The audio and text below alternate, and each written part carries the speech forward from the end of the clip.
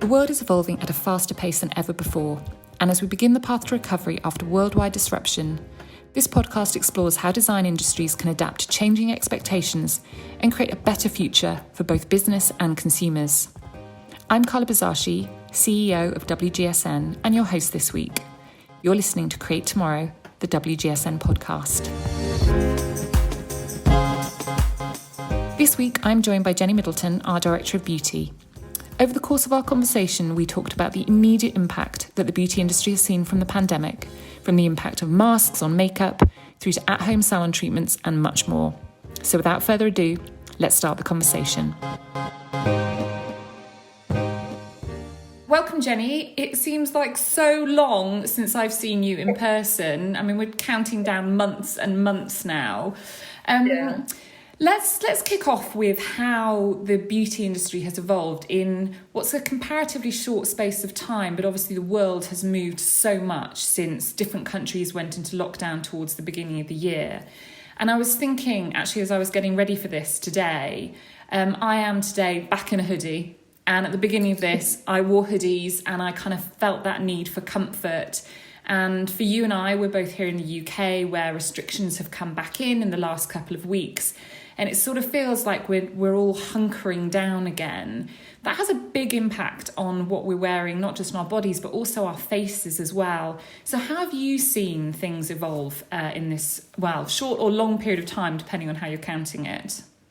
Yeah, I mean, it feels like a rapid set of changes came in. And I think one of the things that we noticed straight away was that beauty repositioned itself very quickly. Beauty brands were innovating and pivoting. And one of the most important things they did was obviously position themselves as a real support to people at a time when they needed it. So we saw a lot of beauty brands pivoting their production lines to produce much needed hand sanitizer and soap. And that gave beauty this kind of new role, this new purpose beyond just an aesthetic. Actually, beauty was an essential. It was something that we needed to keep us safe. And that's something that beauty hasn't had before. There's been this kind of perception, really, that beauty has been about, the frivolous, the fun. And of course, it is still all of those things, and we all need that more than ever now. But what we're seeing here is that beauty also has some gravitas. It's a serious player. Who would have thought, for example, that when you and I, leave the house a few months ago, if someone had said to you, when you leave the house, you're going to take your lipstick, your fragrance, your mobile phone, and you'll take a hand sanitizer. We would not have believed that we'd have been putting that in our handbags and our pockets before we leave the house. Now, we wouldn't dream of leaving it without, leaving our homes without that. So that's the way that beauty's kind of repositioned itself. And you're right, as we're going through into yet another season, we did spring, we did summer, and now we're doing autumn. We're seeing something that we know has been emerging for some time, but it's been accelerated by this pandemic outbreak. And that's a need to sort of cocoon yourself, not just physically cocoon yourself and wrap yourself up in lovely warm hoodies, but also to kind of use, product that can actually soothe and release your anxiety and make you feel kind of better. So, elevated bathing products that have got products in them that make you feel better when you smell them.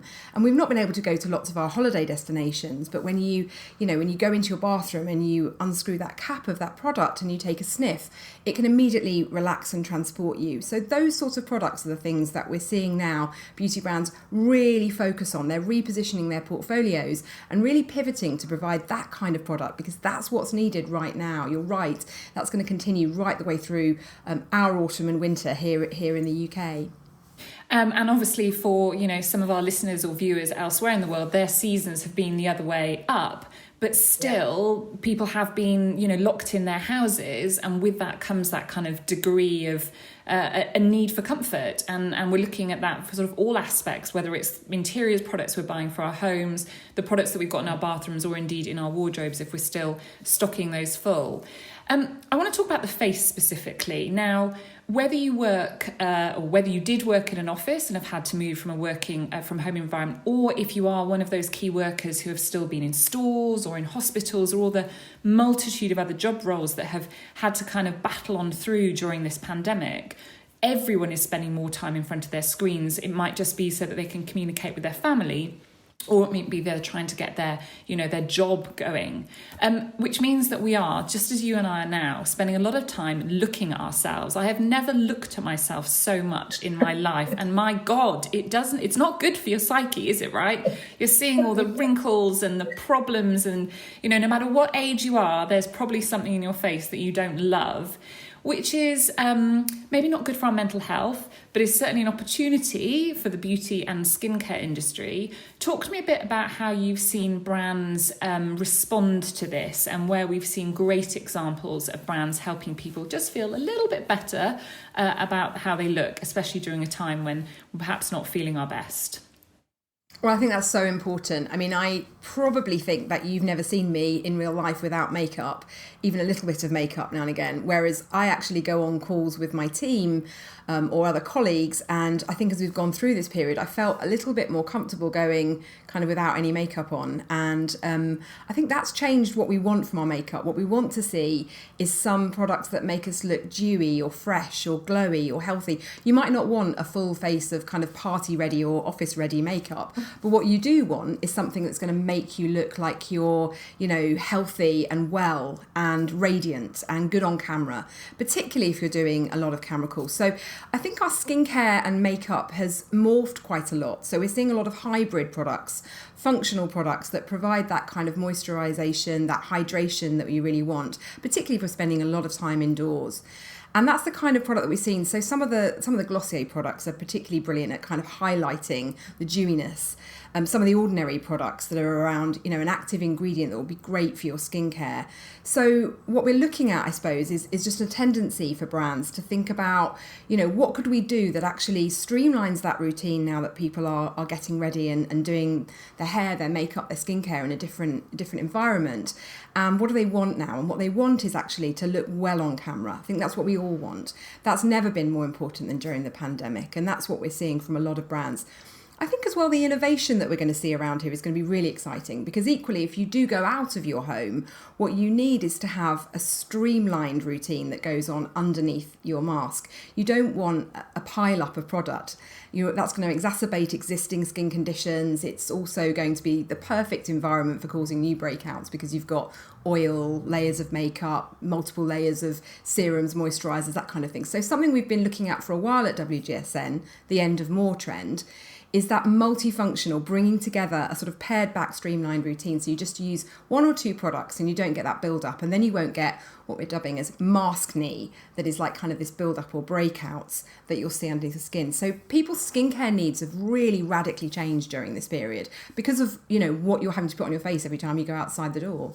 I think that the mask thing is really interesting. I have yet to go out with a mask and not come back and kind of find it, that kind of orangey foundation residue that's on the back of them, which means kind of washing them constantly, which obviously I should be doing anyway. So maybe it's a good way of forcing me to do that. But it's still not particularly nice every time you take it off and see all of that makeup build up. So there's clearly opportunities, and maybe I'm just not using the right foundation at the moment. Well, it's interesting you say that, because actually, that we've got access to Edge by Essential data, exclusive data that we use on beauty. And we tracked actually a lot of the descriptors around non-transfer or long wear, because you're right, that's exactly what people are going to want, not only from their foundation, but also their lipstick. You want something that's going to stay put. So when you take the mask off, when you get to your restaurant table or whatever, then you're sure that your makeup's still in place. And actually, there's a real opportunity here for brands to look at that, because there's very, very few brands that are doing long wear or non-transfer, that they're really promoting that, and that's a really big thing. So that's a big opportunity, as is of course anything that was like a primer or a setting spray. Again, this would be something that you might have seen a makeup artist using, or you might have seen people kind of using those at the counter at your department store. Now that kind of fixing spray, that setting spray for your makeup, is going to become absolutely one of the new essentials that people will want in their beauty bags. So you're right to identify that. It is really, really annoying, and it's something that makes people very aware of how good their makeup is. If it says it's non-transfer, they're going to look at that mask when they peel it off and think, well, it wasn't really, was it? So brands have got to really be quick at innovating in that space, and that is going to be a product that's going to be much in demand, and there's a real opportunity there right now.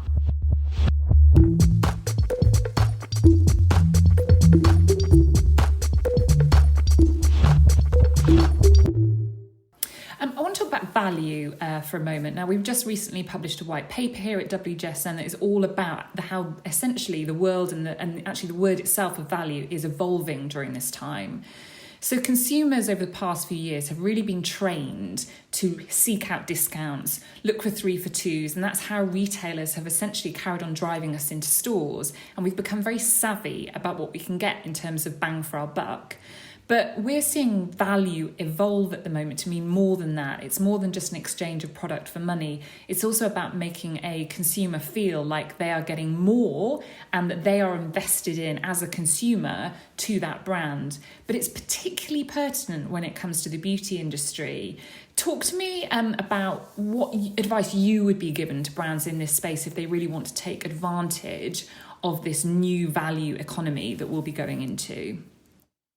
That's a really interesting point. And value, of course, as the white paper identifies, and as you've quite rightly pointed out, isn't just about money. It's not about value for money, although that is part of it. It's about what you value. So as I mentioned earlier with the sanitizer, we've repositioned what we value and what we deem as an essential product. And that means that consumers will be prepared to pay, and they'll pay a premium for products. But it's got to be product that they couldn't live without. So, for example, what we've seen, we've done a bit of analysis on this, a bit of work on looking at some of the search data and trends data. What we've seen is that people might be prepared, for example, to downgrade their moisturiser or their sun protection factor, as long as it's providing them with the function they need. So UVA, UVB, broad spectrum, that sort of thing. But what they won't compromise on is their foundation, or they won't compromise on their night cream. So consumers are shifting what they consider to be quite important. And if you're a brand, you've really got to work out where are your kind of key consumers really going to go after your hero products? What are they going to want?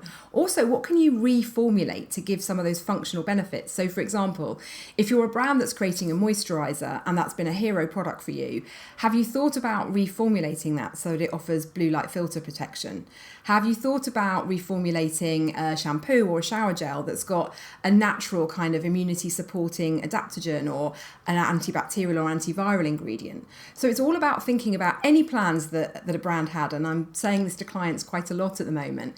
If you had any plans for launches in 2021, 22, they had to be really torn up and then reformatted around what consumers now need, because those needs, as you pointed out in your intro to this piece, have just really shifted so much. So value isn't so much about making product really inexpensive. It's about making product do more than one job, and about making sure that it's really good and you can prove that it does that job well. And that's another thing. I think that what we're seeing here is a boost to scientists, and that's going to have a real benefit for derma brands. So during this lockdown, we've seen, we've had this daily diet across the world of scientists, medical experts, clinicians in many cases, coming to talk to us at press conferences, and we have trusted those voices and they've been elevated in credibility. So if a consumer needs to think about, well, I'm going to buy this product, but I really want to be sure that it works, so I'm spending this money on it, then actually thinking about using somebody who's got that kind of credibility and kudos in terms of their voice is going to be key.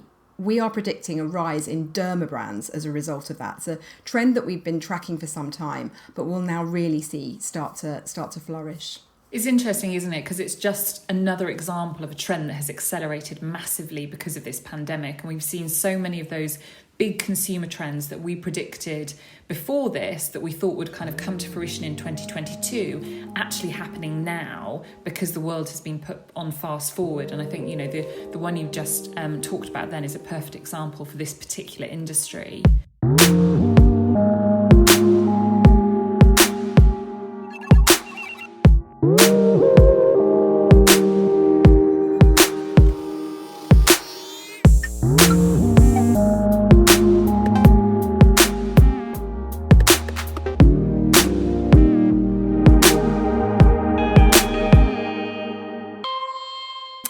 I'm really interested in around this topic is the concept of luxury. So we've talked about the concept of value kind of at one end, but if I think about, luxury beauty products or skincare products that I would have made in the past, a lot of the luxury aspect of that was going in somewhere beautiful. So an amazing beauty hall in a, very gorgeous department store, or somewhere much smaller and boutique-y. And a lot of it would be about the interaction with the person who was selling me that product. It would be about how it was packaged. And I go away feeling like I'd had a luxury experience. How do you do that in a world where some of us might gone back into stores, but very tentatively, and we're going far less frequently than we were in the past? That is such a good question, because you're right. Beauty is such a high touch industry. You don't really buy a perfume unless you've smelt it and know that it smells great and it smells good on you. And you don't really want to spend, a huge amount of your money on a cream that when you actually rub it into your body, it doesn't feel great or it doesn't smell great. That's going to end up just like languishing in your bathroom cabinet and you've wasted that money. So that's a really good point. Discovery has been very, very difficult for beauty brands that are traditionally sold through, department stores and boutiques, because it's all about going in there and experiencing it. What we've seen is a number of brands doing some amazing jobs of just pivoting and making their products work for them online. I mean, Face Gym is probably one of the most famous. It pivoted within a week and it took its very personal trainer style of facials and was distributing the tools and the products and doing online kind of virtual experiences. Same with quite a lot of nail care brands who were teaching you how to do an at-home manicure. Same with hair care brands. Deliveroo have teamed up with John Frieda. So there's a lot of brands who are bringing in layers of convenience for the consumer and actually creating a lot of intimacy. We're seeing some hair experts, some amazing salon hairdressers, some really good celebrity makeup artists and celebrity nail technicians who are bringing their expertise to the consumer and helping them to understand, how to actually use their products. So that's giving them a slightly different touch point, but still touching the consumer and reminding them of how good that product is.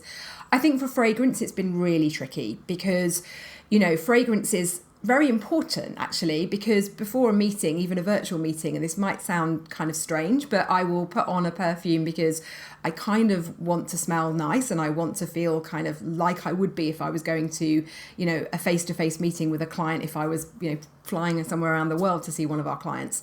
So fragrance is important. We want to keep fragrance in our lives. It's also very, very good for kind of emotional support and boosting our kind of mood. So there's an aromatology aspect to fragrance.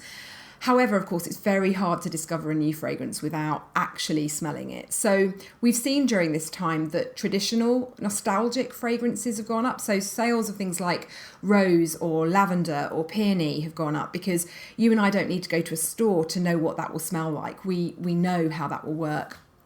But there are also lots of companies that are doing kind of sustainable style of sampling to try and get samples out to consumers. There's one store in the US that I was talking to recently that had decided just to change and not have a physical store that was staffed by lots of people, but actually just to take some of that money that she would have invested in having a front of house team and just distribute as much fragrance as she could in samples to all of her local community. So we're seeing a sort of slight shift and change in the way that businesses are operationally running. And that's going to continue because, having had some of this convenience and had some of this intimacy of being in, a celebrity makeup artist's home or being invited to, a sort of slightly chic and interesting kind of party where you might have had expert tips, consumers won't really want to let that go. And the convenience of having, in Paris, for example, they very early on were mixing salon quality hair dye and cycling that to people in the greater Paris area. So that level of convenience has become something that consumers have got used to, and they're not going to want to give that up when this is over. So some of those things are going to become sticky behaviours, and convenience and intimacy is something that brands need to think about a lot in order to encourage consumers to continue to connect with them, and albeit in a slightly different way. It's amazing actually how more adventurous we've all become. So I wouldn't say I've become more adventurous maybe with the colours that I'm putting on my face. I'm kind of going with the trusted beiges and neutrals and things that I know. But I've been cutting my husband's hair the whole way through this. He's convinced he's never going to go and have a professional haircut again. Things that I would have been terrified at the thought of picking up a pair of clippers, but necessity has sort of demanded that. And your point about all these things that we might have gone to a salon for, even if it wasn't on a regular basis, but as a treat, we're having to do ourselves now. I was going to talk about trying to do my own bikini line, and then I'm thinking that might be inappropriate. Talk to me a little bit about other adventurous things that people have been doing. So one of the things that we tracked actually was Google search data around what people were doing DIY. What were the things that they actually couldn't live without, like straight away in lockdown?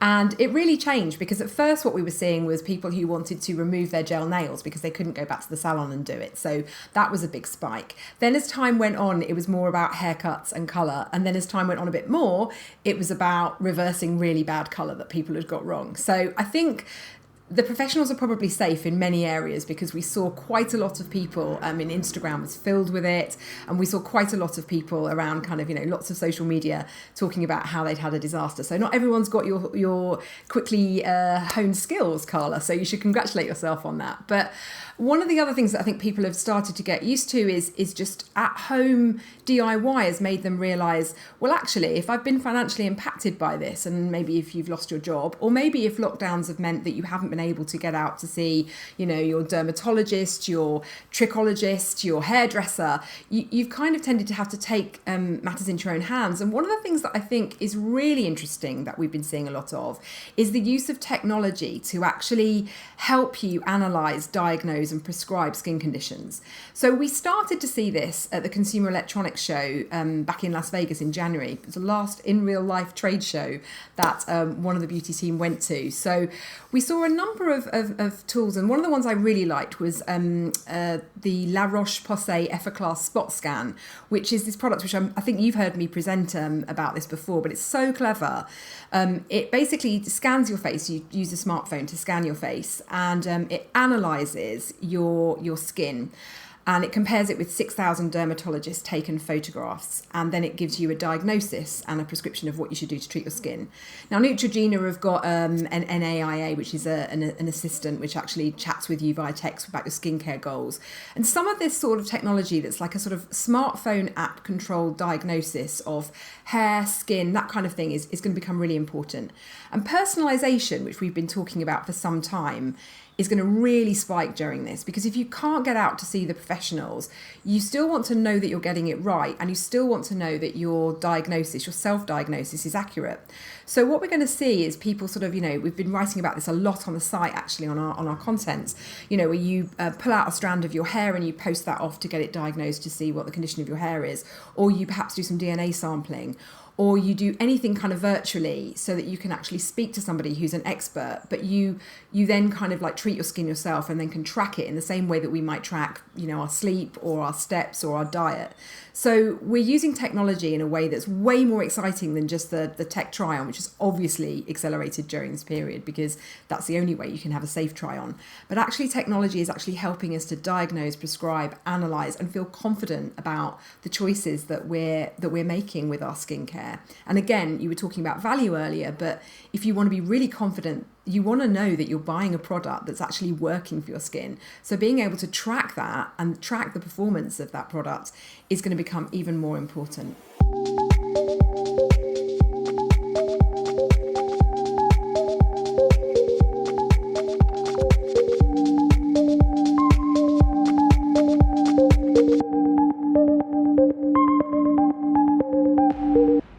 Right, we're kind of running out of time, so I just want to end and ask if there's something that you personally have discovered during this time that perhaps you hadn't used in the past, or is a brand new product that's come across your desk.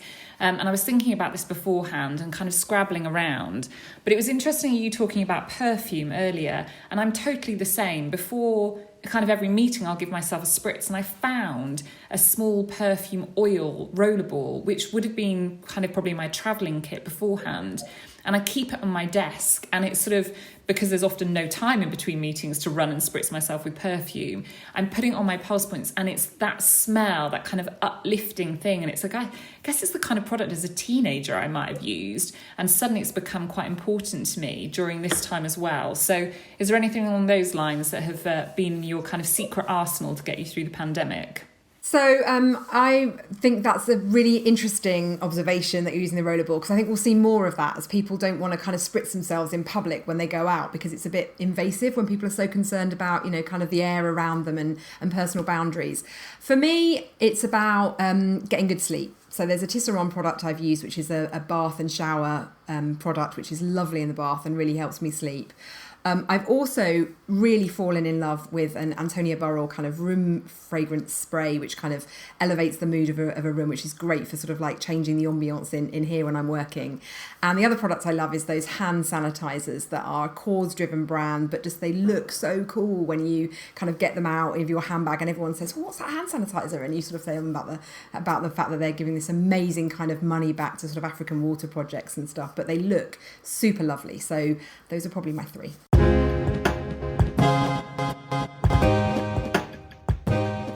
Thank you so much to Jenni for taking the time to join me today. There were some really interesting things that we heard about. And thank you for listening.